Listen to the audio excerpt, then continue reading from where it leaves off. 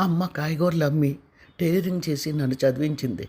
నా అదృష్టం కొద్దీ నేను ఎగ్జామ్స్ రాసి ఐఏఎస్ ఆఫీసర్ని అయ్యాను. నన్ను ప్రేమించానని పెళ్లి చేసుకుంటానని నా వెంటబడి పెళ్లి చేసుకున్నావు. ఇప్పుడు అమ్మ వయసు 80 ఏళ్ళు. ఈ వయసులో ఆవిడ్ని తీసుకెళ్ళి ఓల్డ్ ఏజ్ హోమ్లో ఎలా పెట్టగలను చెప్పు అని విష్ణు అనగానే కోపంగా అంది ప్రియా. ఎలానా? కారులో తీసుకువెళ్ళి పెట్టండి. మీకు 50 ఏళ్లకే స్టంట్ వేశారు.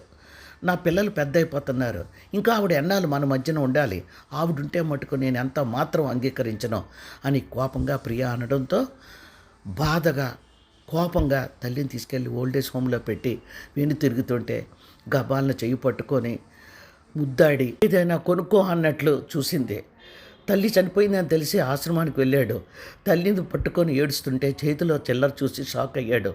తనతో గడిపిన క్షణాలు తల్లి ఇంకా మర్చిపోలేదన్నమాట. అమ్మ అని బావురమన్నాడు విష్ణు.